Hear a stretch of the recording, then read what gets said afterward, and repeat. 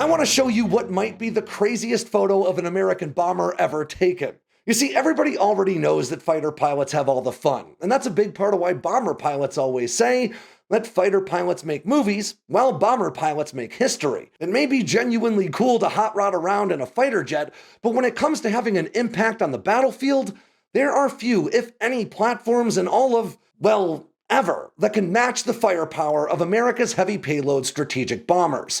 And among Uncle Sam's 3 classes of in-service bomber, there are none with as much history, time in the air, or broad capabilities as the B-52 Stratofortress. This absolutely massive bomber has a 185-foot wingspan, meaning if you were to turn it on its side, it would be taller than a 13-story building. It's powered by 8 massive Pratt & Whitney TF-33 turbofan engines that each produce almost as much thrust as an F-16 without its afterburner engaged, giving the B-52 an astonishing 136,000 pounds of thrust.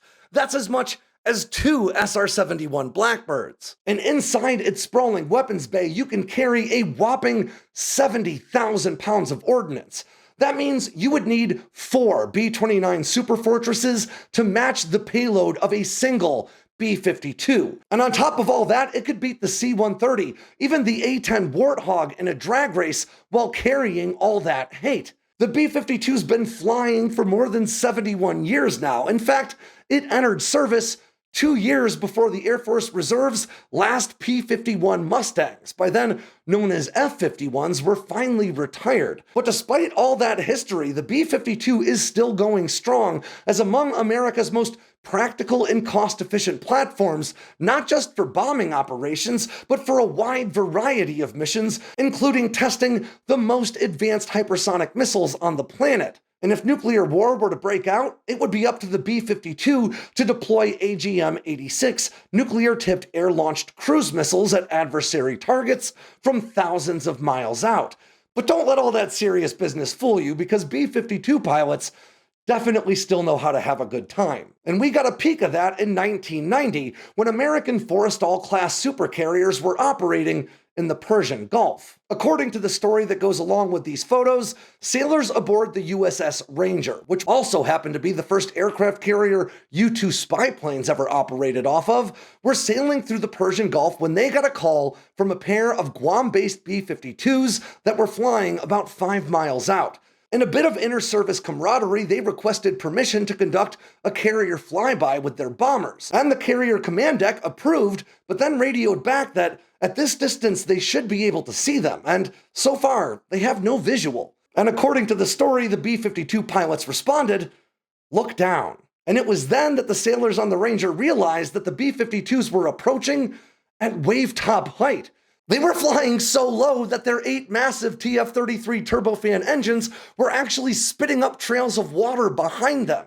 The sailors scrambled to try to take photos, but most of them couldn't get there in time. So the B-52 flight crews radioed in and asked if they wanted them to do it again. And the answer was definitely an enthusiastic yes. And it was on that second pass that most of these pictures were taken. Now, I can't tell you exactly how far above the surface of the water this B-52 is in this photograph, but I can tell you that the flight deck of a Forrestal-class aircraft carrier usually sits about 70 feet above the waterline. And in this image, the tail of the B-52 is lower than that, meaning the underside of the bomber in this picture may be as low as just 20 or 30 feet up. Now, despite how insane this looks, and, well, it's important to note that B-52 pilots trained hard for this sort of low-altitude flight.